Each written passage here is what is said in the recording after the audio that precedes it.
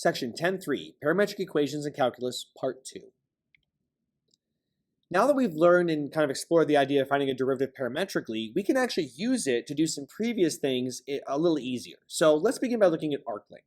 Now, obviously, arc length's formula originally, in terms of dy's, dx's, and the xy coordinate plane looked like this. It wasn't very easy to calculate, especially, doing antiderivatives of radicals. So obviously, if we can kind of rewrite it parametrically, we oftentimes can create situations that are easy to antidifferentiate. Now, one thing is important to note, however, is that first off, it must be a smooth curve. Okay, so we're not going to be looking for any places where both derivatives obviously are going to be equaling 0. That's important. Second thing, of course, is that this is really, in terms of not just measuring arc length, we can look at as a distance of an object along its path. I want to mention that because oftentimes parametric equations are used to model motion. So when we talk about arc length, we can kind of apply it in that motion kind of idea to talk about distance. Now, another quick thing, oftentimes in parametric curves, instead of simply listing out the two equations for x and t, they're oftentimes written this way, where c of t stands for a curve in the xy coordinate plane with parameter t, where the x and y values are these expressions. Okay, so that's kind of where the parametric equations can be written. This is a common form. So here's what's going to happen. Through some algebra, I haven't shown all the steps, we can literally take this original idea of arc length and kind of re-express it parametrically. Okay, so there are some steps you can see in the solving, but what it works out to be basically is you basically take the derivative of the x and then the y, right? So we have our two expressions in terms of the parameter. You find each derivative, square it, add them together, throw it under the radical. Okay, so you can look at it this way, or if you like function notation, you can view it this way as well. But basically, you differentiate each of the parametric equations, square them, and then add them together under the radical. Now, because you're doing this, you're creating squares, which a lot of times allow you algebraically to more easily calculate the antiderivative. So let's try our first example. Let's calculate the arc length of this curve on this interval. Okay, so as we start, the first thing we want to think about is, well, we want to know dx dt, and we want to know dy dt. So that's kind of your first step. You want to figure out those pieces so you can do your calculations.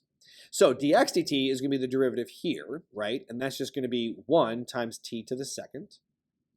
And then, of course, we want to find the derivative of our y. Again, by power rule, that's just going to be t to the first.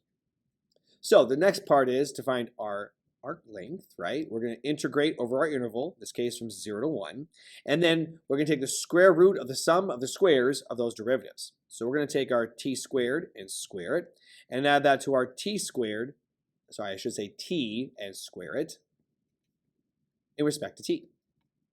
Okay, now at this point in time, again, we're still in the same situation as before. We're trying to find the antiderivative of a radical, but when I simplify it, we're going to hopefully find a way to make this a little bit easier as far as the algebra. So under the radical, I have a t to the fourth plus t squared. Now what I notice, of course, is that I can factor out in this in the radical, right, a t squared. That leaves me with, t squared plus 1. So if I do that, I can actually square with the t squared. So on the outside, I can put a t. Now, of course, that still has my t squared plus 1 left on the inside, but you can see right away, you could just do a basic u substitution. So we'll just choose the t squared plus 1 to be our u, and then, of course, the t dt can be replaced with 1/2 du. So that means when we put this together, we're just going to be integrating, the 1/2 here, the u's being raised to the 1/2 power du. And since I'm doing a definite integral, I'm going to go ahead and update my limits of integration. So instead of having 0 and 1, I'm going to plug them in here and get 1 to 2. That way I can just find a quick antiderivative by power rule and evaluate. So the antiderivative, of course, by power rule is going to be 2/3 u raised to the 3/2. And we evaluate that from 1 to 2, we're going to get kind of a gross number. So I'll just give you the exact, but clearly if you want the maybe more meaningful decimal, you could definitely punch that up. But again, this represents the arc length of the curve, or if this, again, was modeling motion, the distance traveled over this interval. Let's try it again with a trigonometric scenario. Okay, so in our previous example, we just had t's, right? And I want to show you some algebraic methods. Here, we might lean on some more Pythagorean, possibly identities and stuff, because we're going to be squaring trig. So when we think about how do we overcome the radical, obviously with trig, that's going to be a thing. So as always, let's begin by finding the derivatives of each parametric equation. Okay, so to find our derivative here with respect to theta, dx d theta, we're going to deal with the first piece right here. So that's going to be negative sine theta. And then and be careful because the next part's a product rule. So it's going to be plus 1 times sine theta plus at theta times cosine theta.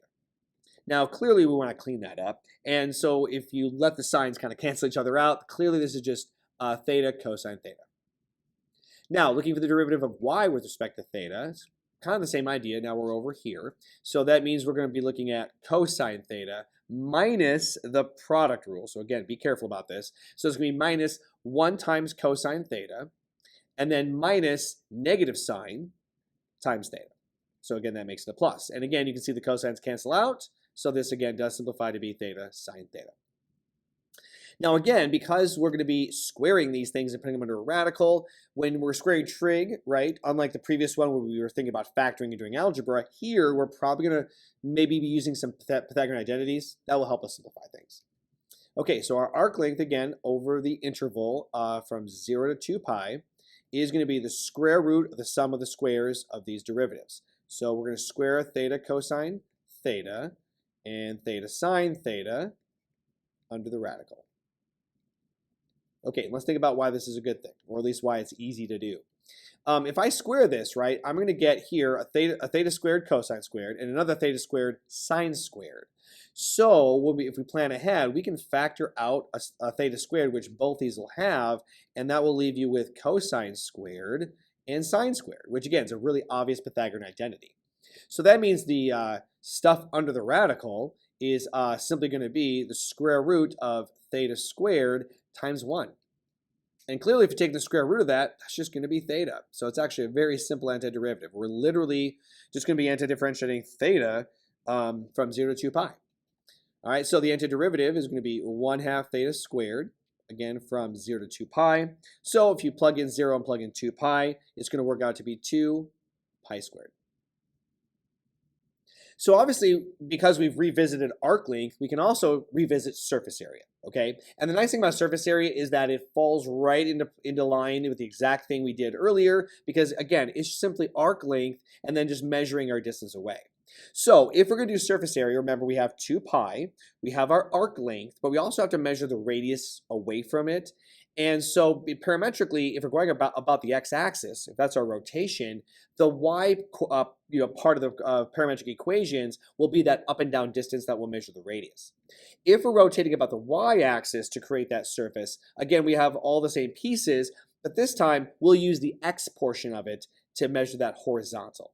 Now, what you should notice is both of these are dt, right? So whether you're going around the x or y axis, everything really just looks the same. The only difference really is which parametric equation do you need to measure that radius. So again, x obviously going around the x-axis, we need a vertical measurement for radius, so use the vertical component for parametric equations. Going on the y-axis, we need a horizontal measurement for radius, so use the horizontal part of that parametric equation. So let's find the surface area of the solid revolved this curve, right, defined parametrically around the x-axis on this interval. Okay. Now, because we're doing arc length, obviously I want to kind of start with the same way and simply calculate the derivatives first. So let's find our dx dt. So of course that's going to be -3 cosine t, so the derivative here. And then of course I'm going to need my dy dt, so we'll differentiate that parametric equation here. So that's just going to be 3 cosine t. All right, so let's set this thing up. And again, because of the way this lends itself, this should be a little easier in terms of the algebra. Now, like before, obviously we got some trig. So again, because we're going to be squaring both of these, we should keep our eyes open for a parametric, I shouldn't say parametric, a Pythagorean identity to simplify.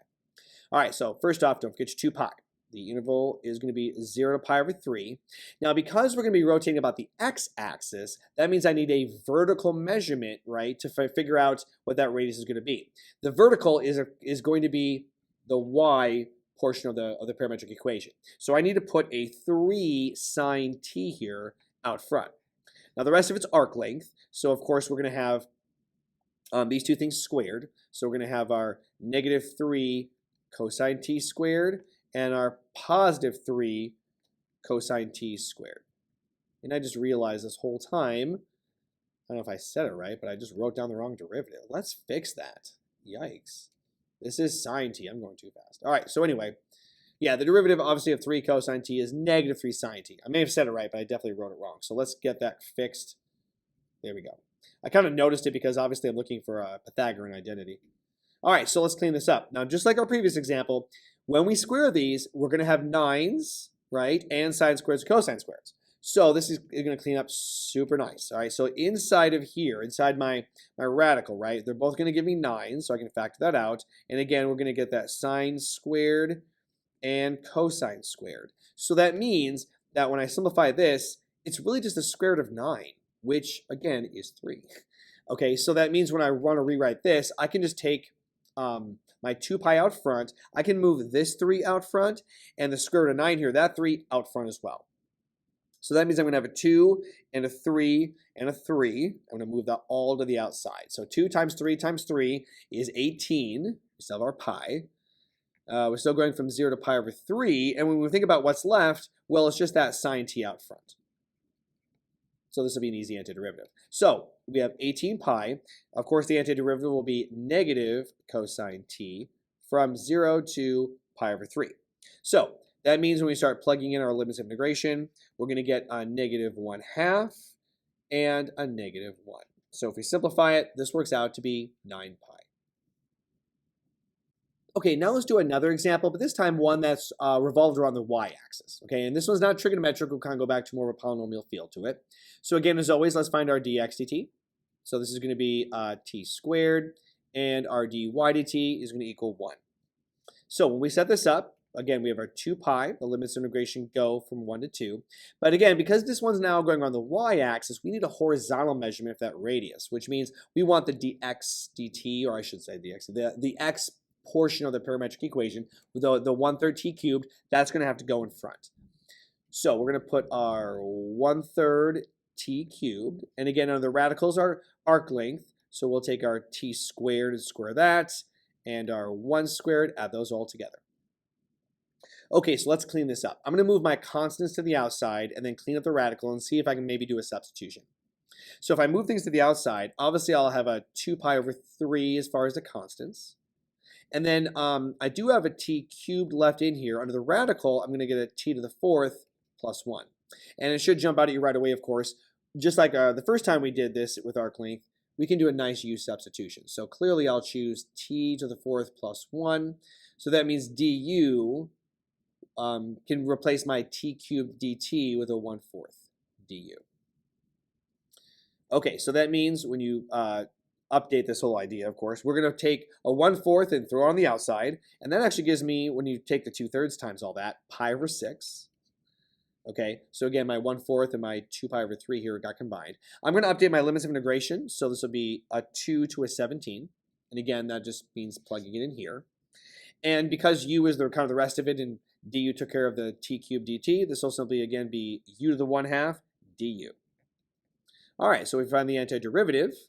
This, as always, will be 2/3 u raised to the 3/2 from 2 to 17. And this is a really gross number, so I'm just going to punch this one out. This is going to be approximately 23.480. Now, since obviously motion is going to be a big part of parametric equations, now we can want to talk about how we can look at arc length and its rate of change and what that can tell us. So if we take arc length and we look at the rate of change of that, remember arc length being distance, that gives us the speed. Because clearly if you look at the rate of change of distance, that's going to be exactly what it calculates. Now the really nice thing about it, of course, is though, to calculate arc length is the definite integral. But to differentiate that would kind of undo that, as there may inverse operations. So when you really think about calculating speed, you're basically just using the radical part of it because the derivative and the integral cancel out. Okay, so any definite integral that you'd have found, the derivative would obviously undo that. So really, to calculate speed at any given point in the parameter, you basically set up just the radical part of the arc length, right? The integrand, and that's going to be your answer. So let's try an example. We have a particle moving along this curve, and we're going to measure it meters per minute. Now, what we want to do is figure out what is the speed when the parameter is equal to 0, which is probably time, right? So at time equals 0, and what is the distance traveled over the time interval from 0 to 4? Okay, so clearly in motion, this will be our time. So what we're going to do is just kind of set up arc length and use that. So first off, as always, we need to find the derivative, right, of the x term in terms of t. So that's going to be t cubed, and the derivative of the y parametric equation, which is going to be 1. So when we do that, obviously having those pieces, now all we have to do is kind of plug them in, right, and calculate the speed. So the nice thing is it's not an integral, it's not a derivative. We're just going to, use these pieces and simply calculate what that radical would look like. So our speed is going to look like this, right? We're going to take the square root of the sum of the squares of these pieces. And if we clean this up, it's again just going to be t to the 4th plus 1. Now, the thing is, obviously, well, that's just a generic equation for any value of t, right? In this case, we want t equals 0. So that means that if we're interested in the speed at the time 0, we're going to plug that in. So it'll be the square root of 0 raised to the 4th plus 1, or 1. And since we're measuring speed, this will be in meters per minute. Now, the next thing, obviously, we want to do is calculate the distance traveled. Now, if we're simply looking at distance traveled, that is arc length, okay? So in this case, the distance will be literally calculating the arc length from 0 to 4. So we'll go from 0 to 4, and then, of course, we have our t raised to the 4th plus 1 dt. Now, typically with many examples, you'll be able to kind of work it out by hand and make it happen. In this particular example, though, this one's not super nice to do. And we've already covered, obviously, finding arc length. So I'm just going to go ahead and punch this up to give you a number. So approximating this is about 22.444 meters.